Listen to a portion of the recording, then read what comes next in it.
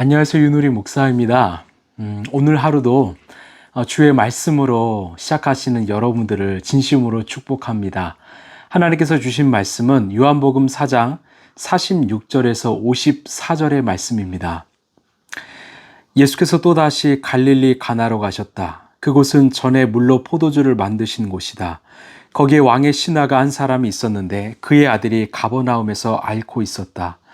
그 사람은 예수께서 유대에서 나와 갈릴리로 들어오셨다는 소문을 듣고 예수께 와서 제발 가버나움으로 내려오셔서 아들을 고쳐 주십시오 하고 애원하였다. 아들이 거의 죽게 되었기 때문이다. 예수께서 그에게 말씀하셨다. 너희는 표징이나 기이한 일들을 보지 않고는 결코 믿으려 하지 않는다. 그 신하가 예수께 간청하였다. 선생님, 내 아이가 죽기 전에 내려와 주십시오. 예수께서 말씀하셨다. 돌아가거라, 내 아들이 살 것이다. 그는 예수께서 자기에게 하신 말씀을 믿고 떠나갔다. 그가 내려가는 도중에 종들이 마중 나와 그 아이가 살았다고 보고하였다. 그가 종들에게 아이가 낫게 된 때를 물어보니 어제 오후 1시에 열기가 떨어졌습니다 하고 종들이 대답하였다.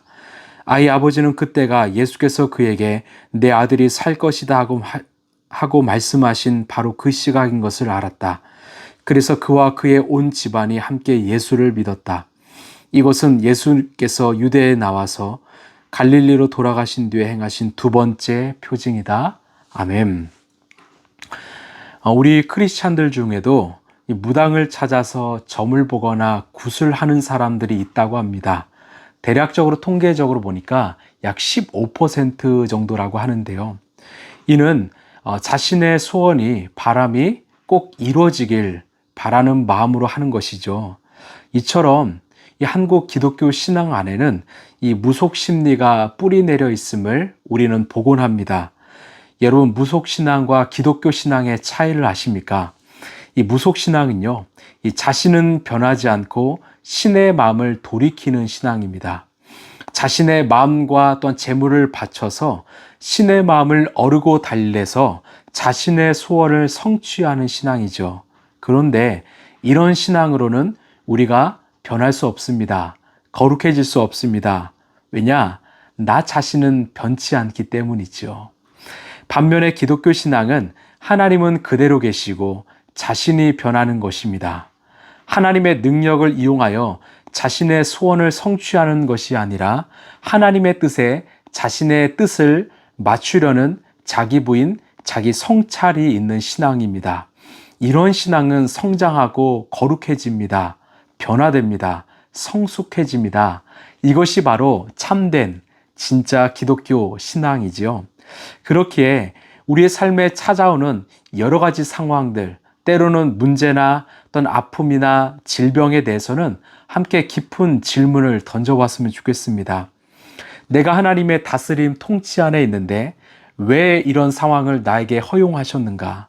왜 나에게 이런 아픔과 어려움이 찾아왔는가? 우리는 질문을 던져야 합니다. 또한 그 질병이 찾아왔기에 주님께 고쳐달라 기도할 수 있습니다. 그래야 하지요. 그래서 이 병이 나았다면 우리는 감사할 수 있습니다. 또한 그렇지 않아도 우리는 감사할 수 있어야 합니다. 왜냐? 이는 우리가 알지 못하는 또한 하나님의 은총의 도구일 수 있기 때문이죠. 저는 수많은 간증들을 들어왔습니다. 그런데 아직도 잊혀지지 않는 제 마음 가운데 있는 간증은요, 이 소아마비에 걸리셔서 휠체어를 타고 다니시는 목사님의 간증이었습니다. 또한 두 눈을 잃으셔서 정말 앞은 보지 못하지만 영적 눈으로, 영안으로 하나님을 날마다 보시는 그 권사님의 간증이었습니다. 사업은 실패되고 아직 어려움은 있지만 그런 상황 속에서도 하나님을 믿고 의지하는 한 성도님의 간증이었습니다. 여러분, 그렇습니다. 우리가 잊지 말아야 될 것은 하나님의 일하심, 하나님의 역사에는 결코 실수나 실패가 없다라는 거지요. 이분들은 그 속에서 하나님의 은총을 알았기 때문에 자신의 어려움을 수용하고 그 삶 속에서도 하나님의 은총의 도구로 쓰임받을 수 있었던 것입니다. 만약 이분들이 진짜 참된 신앙이 아니라 이 무속 신앙을 따랐다면 아마 하나님을 원망하고 떠나지 않았을까 이런 생각을 해봅니다. 오늘 예수님은 예루살렘에 계셨다가 다시 갈릴리 가나 지역에 가셨습니다. 여러분, 가나는 어떤 곳이죠? 예수님이 첫 표징을 보이신 그 혼인잔치가 일어났던 곳이죠. 그곳에서 왕의 신하라고 하는 한 사람이 찾아왔습니다. 바로 자신의 아들이 거의 죽어가고 있었기 때문이지요. 그 신하가 예수님께 자신의 아들을 살려달라 외칩니다. 그때 예수님 뭐라고 말씀하시는가? 우리 48절인데요. 예수께서 그에게 말씀하셨다. 너희는 표징이나 기이한 일들을 보지 않고는 결코 믿으려고 하지 않는다. 왜 이런 말씀을 하셨을까요? 예수님은 그가 온 목적을 분명히 알았기 때문이지요. 그 신하의 중심을 알았기 때문이죠. 그의 믿음은 아직은 이 무속신앙에 불과했던 것입니다. 진짜 신앙이었다면 그 상황 속에서 자신의 삶은 어떻게 변화해야 되는지 자신 스스로 성찰하고 돌아볼 뻔했는데 그는 그러지 않았기 때문이죠. 오직 아들만 낳기를 위해서 예수를 필요로 했던 거죠. 자기가 변화될 마음은 없고 예수님을 변화시켜서 자신의 목적을 성취하려 했던 것이 아닐까 싶습니다. 이 신하는 그 예수님의 말씀 앞에서 그 말씀의 뜻을 이해하였고 자신의 마음을 고쳐 먹었습니다. 그런 다음 다시 요청했습니다. 그리고 예수님은 그것을 보셨고 말씀으로 그 아들을 고쳐주셨습니다. 53, 54절입니다. 아이 아버지는 그때가 예수께서 그에게 내 아들이 살 것이다 하고 말씀하신 바로 그 시간 것을 알았다. 그래서 그와 그의 온 집안이 함께 예수를 믿었다.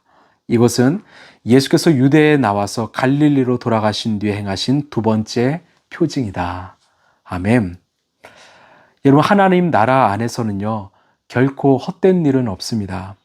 내 삶에 찾아오는 희노애락 중에 그 모든 일에는 하나님의 분명한 메시지가 숨겨져 있다는 거죠. 우리가 잘 아는 사도 바울에게도 지병이 있었습니다. 그는 그 병으로 평생토록 고통받았습니다. 그래서 하나님 앞에 간절히 기도했죠. 무려 3번이나 간절히 기도했습니다. 그런 기도 앞에 하나님은요, 어떻게 응답하셨습니까? 노라고 응답하셨습니다. 여러분, 바울이 절망했을까요? 하나님의 능력을 의심했을까요? 만약 그랬다면 그 바울은 우리가 아는 바울이 아니었을 것입니다. 바울은 하나님이 노하신 분명한 뜻이 있음을 알고 오히려 하나님께 감사했습니다. 그리고 깨달았지요. 그 육체의 가시, 질병이야말로 교만해질 수 없는 하나님의 은총이고 자신이 하나님과 떨어질 수 없는 그 은총의 도구였다는 것을 알게 된 것입니다. 그 육체의 가시 때문에 끝까지 변치 않고 주님과 동행할 수 있었던 것이요. 그는 참된 신앙인이었습니다. 여러분, 왜 많은 사람들이 두려워하는 그 죽음을 우리가 예수를 믿는 우리는 때로는 두려워하지 않고 받아들일 수 있을까요? 믿는 우리에게 죽음은 바로 천국을 향한 하나님의 초청장임을 우리가 알고 믿기 때문이지요. 영원한 삶으로 이끄시는 하나님의 손길, 하나님의 은총임을 우리는 믿기 때문이지요. 이런 사실을 깨닫지 못한다면, 그래서 자꾸만 거부하려 한다면 우리의 신앙은 결코 성장할 수 없습니다. 성숙해질 수 없습니다. 여러분, 내 삶에 찾아오는 어려운 상황이라면 그 상황을 통치하시는 하나님을 더 바라보았으면 좋겠습니다. 그리고 그 하나님께 물어봤으면 좋겠습니다. 그러면 하나님은 때에 그 모든 상황이 하나님의 은총임을 우리에게 말씀해 주실 것입니다. 이제 2024년도 이 4월이 얼마 남지 않았지요. 여러분, 우리의 삶은 어떠합니까? 정말 많은 시간들이 지나왔고 또는 그 시간 속에서 여러 가지 어려움이 있었지만 그 안에 하나님의 분명한 뜻과 의미와 또한 은총이 있었음을 여러분 발견하셨습니까? 우리의 신앙이 어떤 무속 신앙이 아니라 참된 기독교 신앙이라면 오히려 어떤 좋은 상황, 긍정적인 상황이 아니더라도 실패와 절망의 순간이라도 우리는 감사할 수 있을 것입니다. 왜요? 하나님은 그런 우리를 결코 포기하지 않으시고 또한 당신의 진리의 사람, 은혜의 도구로 우리를 빚어가시고 우리를 성장시키시고 우리를 사용하시는 우리의 아버지 하나님이시기 때문이지요. 여러분, 우리의 삶을 내가 주도권을 주지 말고 하나님께 맡겨드리길 원합니다. 그러면 그 하나님께서 날마다 우리의 인생을 아름다운 당신의 은총의 도구로 빚어가 지실 것입니다. 하나님의 뜻, 하나님의 계획을 우리는 알 수 없습니다. 그렇기에 우리는 하나님을 바라보며 우리가 믿는 하나님 결코 실수하지 않으시고 또한 실패하지 않은 분임을 깨닫고 정말 주님을 붙잡는 믿음으로 하루하루를 버티며 견디며 살아가는 그런 저와 여러분 되길 간절히 소망합니다. 기도하겠습니다. 하나님, 우리의 믿음이 참된 믿음이 되길 원합니다. 때로는 우리의 삶에 우리가 예상하지 못한 어려움과 어떤 낙심과 절망과 어떤 고난이 찾아올 때가 있습니다. 하나님, 그때마다 정말 하나님을 부인하고 원망하는 것이 아니라 그 상황 속에서도 하나님의 일하심, 하나님의 계획하심, 하나님의 뜻을 묻고 순종하는 우리가 되게 하여 주옵소서. 우리의 인생은 결국은 승리입니다.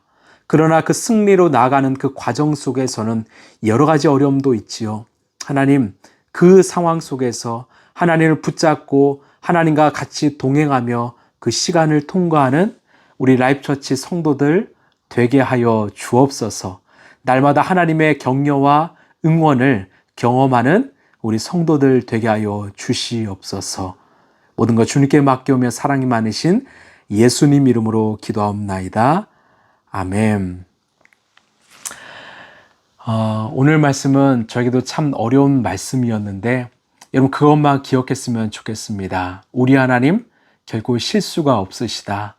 우리 하나님 우리의 인생을 선으로 인도하신다. 그 하나님만 믿고 신뢰하는 그런 참된 신앙인이 되시길 바랍니다.